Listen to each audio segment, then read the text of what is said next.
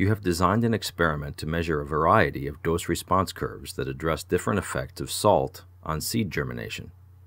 The y-axis will represent any biological responses you care to measure. You can measure as many responses and draw as many different dose-response curves as you like, but at least one such graph should reflect the percentage of seeds that fail to germinate. The x-axis will represent a range of concentrations in which you grow the seeds. The negative control will be distilled water, 0% sodium chloride, and the positive control will be the 3.50% sodium chloride stock solution, equivalent to seawater. In order to efficiently mix a range of intermediate concentrations, we use a technique called serial dilution. You will dilute the stock solution over and over, getting increasingly lower concentrations each time. Of course, you can't see salt concentration, but if your stock solution also contains some food coloring, you will be able to see it becoming more and more dilute. First, you must decide how large a range of concentrations you want to test, then decide how many intermediate concentrations you need to cover that range sufficiently. To save you the time of doing so by trial and error, this mixing dilutions illustration will provide you with a hint as you get started. Set up 8 beakers, labeled 1 to 8. Pour 40 milliliters of stock solution into beaker number 1. Pour 20 milliliters of distilled water into beaker number 8. Pour 20 milliliters of distilled water into beakers 3, 5, and 7. Using a graduated cylinder, measure 20 milliliters from beaker number 1 and pour it into beaker number 3. Mix it well.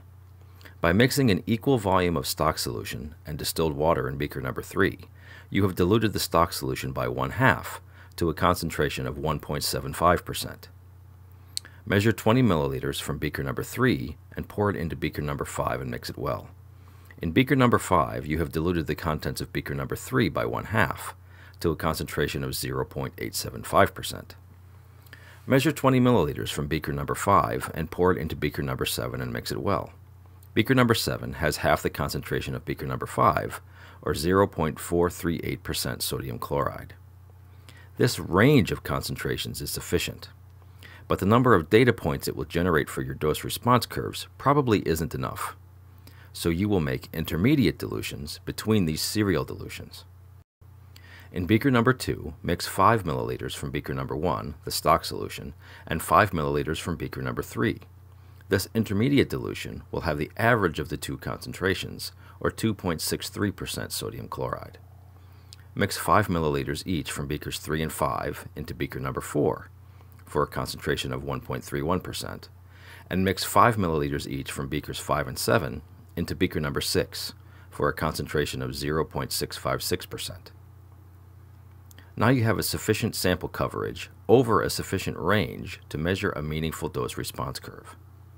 These 8 dilutions ought to provide a good range of effect. Be sure to label both the dish and the lid.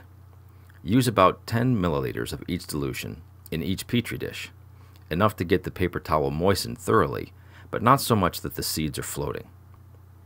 It is important to keep the lid on each dish so the liquid does not evaporate.